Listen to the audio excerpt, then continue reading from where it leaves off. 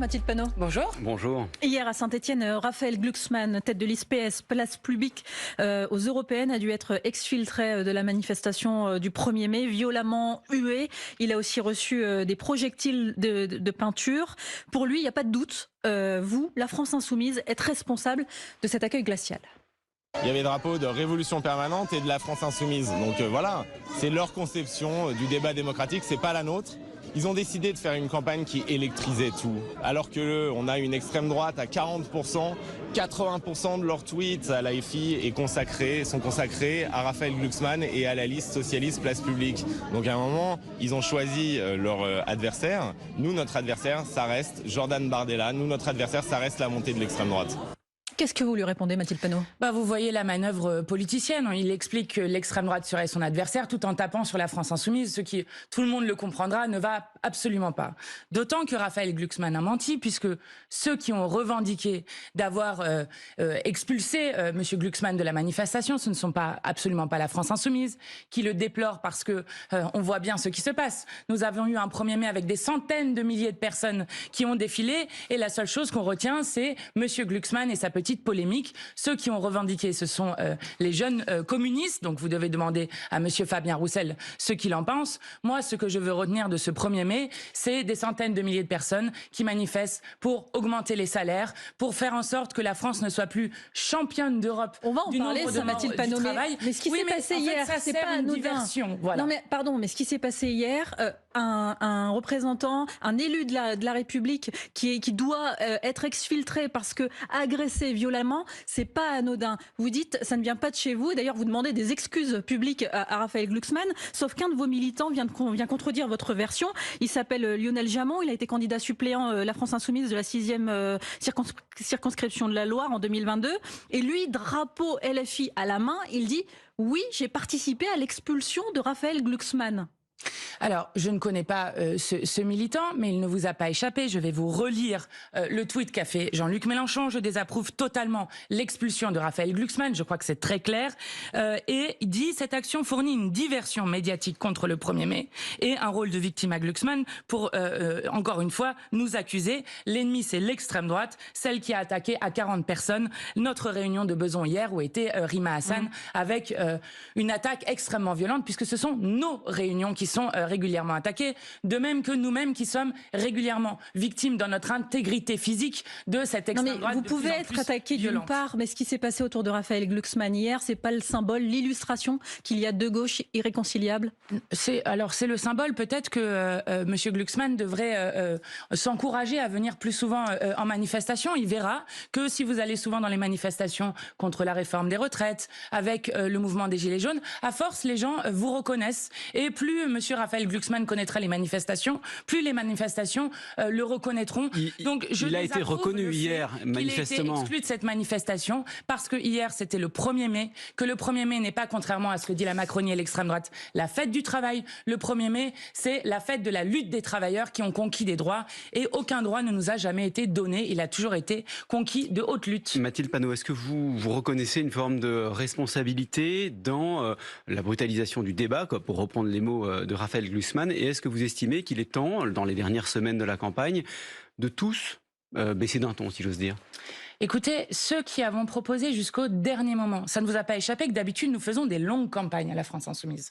Nous avons l'habitude de commencer 1 an et demi, 1 an avant les élections à chaque fois pour justement pouvoir faire preuve de conviction, pouvoir rentrer le plus possible en contact avec les gens et que cette fois-ci nous faisons une campagne très courte. Pourquoi faisons-nous une campagne très courte ? Parce que nous avons jusqu'au dernier moment essayé d'avoir une liste unique de la NUPES dont tous les sondages montraient que si nous étions unis autour du programme de gouvernement de la NUPES, que nous continuons de porter, eh bien, nous serions la première force politique du pays. Et je crois que ce n'est pas nous qui avons choisi de diviser. Donc maintenant, ils ont choisi de faire autrement. Eh bien, nous continuons à la fois de porter le programme de la NUPES et la stratégie de l'Union populaire. Et ça ne justifie pas la violence. Vous êtes d'accord avec ça? Mais je viens de désapprouver. Je ne sais pas s'il faut que je le dise dans une autre langue, peut-être, pour que ça lui, il soit ne vous croit pas, donc c'est pour ça que j'insiste là. Oui, non, mais lui ne nous croit pas, mais vous êtes d'accord que ça a été revendiqué. C'est la première fois qu'on nous demande de nous excuser pour une action qui n'est pas revendiqué par nous. Non, mais par exemple, le militant dont parlait Salia tout à l'heure, qui a donc encore une fois été candidat suppléant LFI lors des dernières législatives, qu'est-ce que vous lui dites ce matin ? Mais toute la direction du mouvement a désapprouvé son exclusion. Et je le dis, j'aimerais qu'on puisse parler de l'augmentation des salaires. Justement, alors on va de la misère en parler sociale justement. ça augmente dans ce pays. On ne va pas rester 25 ans sur un incident qu'il monte lui-même en épingle pour encore une fois accuser les insoumis qui ne sont responsables de rien. Alors justement, comme chaque année, les syndicats hier ont fait valoir leurs revendications sur les salaires au moment du 1er mai. Hier sur France Info, on a entendu un patron de PME qui proposait la mise en place d'un SMIC régionalisé qui était à ses yeux seul à même de répondre à la question du salaire décent. Quelle est votre position sur ce sujet? Alors, je ne suis pas d'accord du tout avec la régionalisation du salaire. Je vais vous expliquer pourquoi. D'abord parce que, tout le monde peut comprendre que, alors on a l'impression que, par exemple, à Paris, la vie vaut beaucoup plus cher ou dans des grandes villes qu'à Limoges, par exemple, à d'autres endroits. Mais qu'est-ce que ça va créer? Ça va créer un dumping social dans notre propre pays. Et je rappelle que, par exemple, pour des gens qui vivent, par exemple, dans des zones plus rurales, ils ont des frais qui sont des frais, par exemple, des frais kilométriques, puisque le nombre d'écoles qui a fermé, d'hôpitaux, de services publics, les force à utiliser sans cesse la voiture, d'autant que vous avez vu, il y a un effondrement du rail et des transports. Et ça pourrait être pris en compte dans le salaire minimum en question. Eh bien non, moi je suis pour augmenter le salaire minimum de tout le monde, pour ne pas baisser des droits à des endroits, pour ne pas créer nous-mêmes une forme de délocalisation dans notre propre pays, ce qui se passe d'ailleurs dans l'Union européenne, et donc augmenter le SMIC et partager les richesses. Vous avez vu le rapport d'Oxfam qui dit que les PDG des CAC 40 gagnent 130 fois en moyenne ce que gagnent leurs salariés. Mais sur cette proposition précisément, parce que là, ça part d'une bonne intention. Ce patron disait par exemple, le logement coûte beaucoup plus cher, c'est le poste principal. Le logement coûte beaucoup plus cher dans certaines régions que dans d'autres. Mais oui, mais je crois que si nous le prenions de cette manière-là, vraiment, nous aurions un risque de dumping social à l'intérieur de notre propre pays. Et donc, je préfère le prendre d'un tout autre bout, c'est-à-dire augmenter le SMIC, faire ensuite une conférence sur les salaires pour augmenter l'ensemble des salaires, et ensuite faire en sorte que, par exemple, on agisse sur la question justement des prix des loyers. Et par exemple, réguler les loyers, ça existe. Ça a été fait dans d'autres villes. Faire en sorte que, par exemple... l'encadrement des loyers, oui. Oui, voilà. Mais ça existe déjà. On prend l'exemple de l'augmentation du SMIC. Exactement. Oui. Franchement, l'encadrement des loyers n'est pas fait sérieusement dans notre pays. Si on faisait l'encadrement des loyers sérieusement dans notre pays, alors on n'aurait pas des millions de gens qui dépensent un tiers, voire plus d'un tiers de leurs revenus dans du logement. On n'aurait pas la France qui, en 2017, quand Emmanuel Macron a été élu pour la première fois président, seulement on avait... Alors aujourd'hui, on a 330 000. À l'époque, on avait... beaucoup moins de gens qui étaient personnes sans abri et sans logement. Donc on a une augmentation qui est extrêmement forte et qui est notamment due au fait qu'on ne veut pas réguler la question du logement. Sur la faisabilité d'augmenter le SMIC, très rapidement, vous connaissez la difficulté des entreprises. On parlait de PME tout à l'heure. Une augmentation de 100 € pour un salarié, c'est plusieurs centaines d'euros qui doivent être payés par l'entreprise. Et elles n'y arrivent pas pour la plupart. Eh bien, comment on fait pour ces entreprises qui ne peuvent pas suivre le mouvement que vous voulez mettre en place? Alors vous avez tout à fait raison. C'est pour ça que nous proposons d'avoir une caisse de solidarité inter-entreprise où justement les grandes entreprises peuvent aider les petites entreprises, qui permet justement d'aider les PME et TPE à faire en sorte de pouvoir supporter l'augmentation du prix du travail. Et je vais vous dire pourquoi est-ce que c'est intéressant pour eux. Aujourd'hui, vous avez beaucoup de petites et moyennes entreprises qui souffrent des prix de l'énergie, qui souffrent de l'augmentation des prix en général et du refus du gouvernement de lutter sérieusement contre l'inflation. Mais ils souffrent d'une autre chose. Ils souffrent du fait, et ça a été très bien dit dans un rapport cet automne, d'un niveau de déconsommation populaire qui est très inquiétant dans le pays. Or, qu'est-ce qui fait l'économie du pays? C'est justement le carnet de commandes. Et quand on redonne de la respiration aux gens, notamment quand on leur réaugmente les salaires, eh bien c'est ce qui permet derrière aux gens de pouvoir consommer et de pouvoir faire vivre ces petites et moyennes entreprises. Mathilde Panot, on va vous retrouver juste après le fil infouillé, la présidente du groupe LFI à l'Assemblée nationale. Mathilde Panot, vous n'avez pas encore raconté à la radio ou à la télé votre audition par la police avant-hier. Ça s'est très bien passé, assure Rima Hassan, qui était convoquée comme vous. Vous dites la même chose? Alors oui, techniquement ça s'est bien passé, mais je trouve que cette audition a été très inquiétante sur plusieurs points. La première chose, c'est que j'ai eu confirmation dans cette audition que ma convocation pour apologie du terrorisme venait d'une plainte qui avait été déposée le 11 octobre. Si réellement je faisais une apologie du terrorisme, croyez-vous vraiment qu'ils auraient attendu 15 jours, 1 mois, 2 mois? Non, 7 mois pour me convoquer. Ce n'est pas sérieux. Et de même, quand vous regardez les questions... Vous pensez qu'ils ont attendu qu'on soit en pleine campagne pour les européennes? Bien sûr, je les accuse de faire une manœuvre politicienne. Et d'attendre... Je les accuse, qui sont-ils? Eh bien, notamment le pouvoir, puisque vous savez que les convocations... Pourquoi ces convocations arrivent-elles? Elles viennent d'une circulaire qui a été faite au magistrat du parquet le 10 octobre 2023 par Éric Dupond-Moretti, le garde des Sceaux, qui a appelé, même dans le cadre de débats politiques, à poursuivre systématiquement pour apologie du terrorisme. Or, je le dis quand même, la France a déjà été condamnée en 2022 sur la manière dont elle poursuivait l'apologie du terrorisme avec la rapporteure de l'ONU qui s'inquiétait sur les atteintes à la liberté d'expression. Et je vous fais un appel à ce qu'a écrit le président, la Commission nationale consultative des droits de l'homme, le 3 avril 2024, qui a écrit au garde des Sceaux pour lui demander de changer sa circulaire et en disant que ce n'était pas aux autorités judiciaires de rentrer dans des débats politiques. Donc et que ce calendrier, Mathilde Panot, c'est quelques mois d'attente jusqu'à votre convocation. Écoutez, et elle constitue une preuve, selon vous, d'une intervention du garde des Sceaux? Mais bien sûr, quand vous faites une circulaire, vous demandez des choses au magistrat du parquet. Donc bien sûr que c'est une attaque politique. Non, mais ça veut pas dire j'ose espérer qu'ils vous ont visé vous particulièrement via la circulaire. Bien sûr, je suis présidente d'un groupe parlementaire. Vous croyez qu'ils ne sont pas du tout au courant que, et ça n'arrive dans aucun autre pays, qu'une présidente de groupe parlementaire, pour la première fois de la Ve République, se retrouve devant une brigade criminelle pour devoir répondre de ses opinions politiques. La police judiciaire. Hein. Oui, c'est une brigade criminelle. C'est une brigade criminelle. Intervenir dans des affaires criminelles, mais elle intervient aussi, la police judiciaire, dans des affaires. Oui, mais c'est la brigade criminelle de la police judiciaire. Donc en fait, Macron a réinventé la police de la pensée. Et c'est très inquiétant. Parce que là, vos accusations sont graves, les mots que vous utilisez sont importants. Des avocats qui ont l'habitude de ce genre de procédure suggèrent que vous en faites des tonnes. C'est le cours normal des choses. Il y a une plainte, elle est instruite et vous êtes reçu par la police. C'est arrivé à plusieurs autres personnalités politiques et même lors de campagnes. Pourquoi vous en faites des tonnes? C'est ce qu'ils se demandent. Je n'en fais pas des tonnes. Quand la rapporteure de l'ONU dit qu'il y a un problème avec la manière dont on utilise l'apologie du terrorisme, quand la Commission consultative nationale des droits de l'homme s'inquiète de la dérive qui est en train d'apparaître dans notre pays, de la dérive autoritaire, je n'en fais pas des tonnes. Je suis même à la hauteur de la situation que nous avons dans notre pays, qui fait suite à des centaines de personnes qui ont été convoquées pour apologie du terrorisme, qui fait suite à des annulations de conférences. Et je vais vous dire, j'ose espérer dans mon pays que si quelqu'un faisait véritablement l'apologie du terrorisme, on n'attendrait pas 7 mois pour le convoquer. J'espère que vous êtes d'accord avec moi.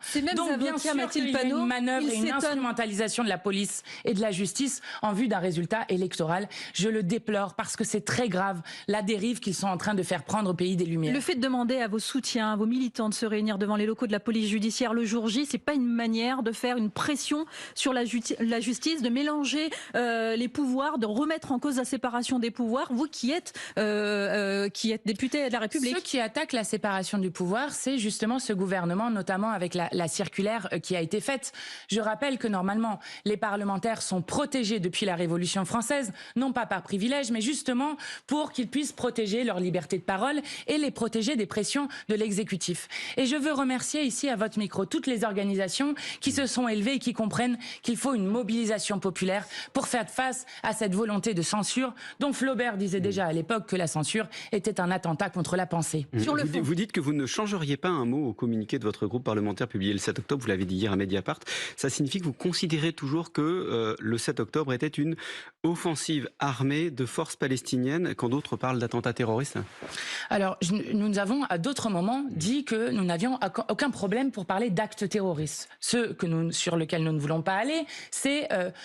le débat qu'essaye de placer l'extrême droite, notamment sur le choc des civilisations, entre un combat entre le bien et le mal, dans lequel le droit international n'aurait plus cours. Mais là, c'est pas la question. Mais je vais vous dire, il y a deux choses qui m'ont étonnée aussi dans l'audition que j'ai eue mardi, la convocation.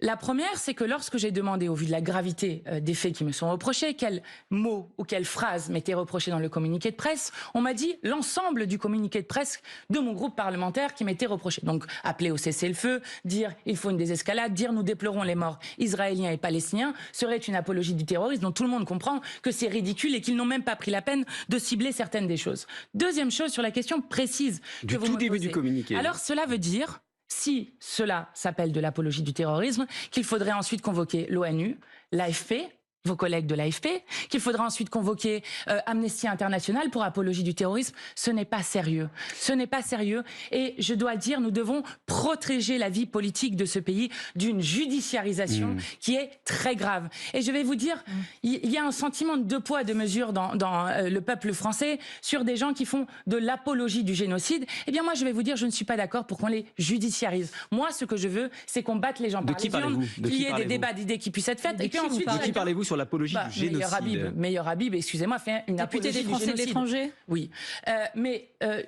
moi, je suis pour les débats démocratiques. Quand vous parlez du génocide, vous parlez de Gaza, de ce qui se passe à Gaza, pour que tout soit clair. Oui. Quand vous avez quelqu'un qui vous dit ça va continuer, qui se montre sans cesse à côté de M. Netanyahou, qui fait des violations du droit international tellement sévères que la Cour internationale de justice parle de risque de génocide, oui, par exemple, on pourrait se poser la question, pourquoi est-ce nous, les Voix pour la paix, qui sommes systématiquement poursuivis, au point qu'un responsable syndical a été condamné à 1 an de prison avec sursis en dehors de la convocation sur la Palestine. En dehors des convocations, Mathilde Panot, il y a un autre reproche qui vous est fait, notamment avec la mobilisation étudiante que vous soutenez largement, avec des élus qui se déplacent, des élus de la France Insoumise qui se déplacent sur les campus. Ce qui fait dire donc à certains que vous instrumentalisez cette mobilisation de la jeunesse, voire vous la suscitez pour en tirer un profit électoral dans cette campagne.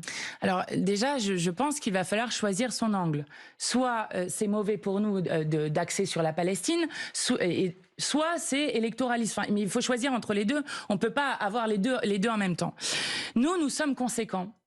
Nous parlons d'un génocide en cours contre le peuple palestinien. Et donc, ce n'est pas une échéance électorale qui nous fera taire. Et ce qui se passe dans les universités, de Columbia à Sciences Po, à Tolbiac et dans beaucoup d'autres à la Sorbonne, eh bien, c'est le même mouvement anti-guerre qui s'est passé lors de la guerre du Vietnam. Et j'ose espérer que tout le monde comprend que les étudiants avaient raison à l'époque de s'indigner, de se soulever contre la guerre au Vietnam, comme ils ont raison aujourd'hui de dire que pour l'égale dignité des êtres humains, pour notre humanité commune, nous ne pouvons pas laisser se passer ce qui se passe actuellement par le gouvernement d'extrême droite de Netanyahou. Et donc les blocages. Oui, des blocages. D'ailleurs, vous avez vu que Mme Valérie Pécresse était elle aussi en train de bloquer l'ENA en 1991. Donc je trouve absolument scandaleux qu'elle-même propose d'enlever les subventions à Sciences Po. Ce n'est pas possible. Ce n'est pas parce qu'on est en désaccord avec des étudiants qu'on enlève des subventions. Mathilde Panot, vous restez avec nous. On va vous retrouver juste après le fil info 8h51. Mathilde Romagnan. Emmanuel Macron reçoit aujourd'hui les syndicats agricoles, une réunion de travail qui se veut être un point final à la crise agricole de cet hiver, selon l'Elysée. La mobilisation des agriculteurs a donné lieu à une 60aine d'engagements de la part de l'exécutif. Plusieurs préavis de grève déposés en vue des Jeux Olympiques de Paris, celui des cheminots d'Île-de-France pour le 21 mai prochain, en vue de négociations pour les primes.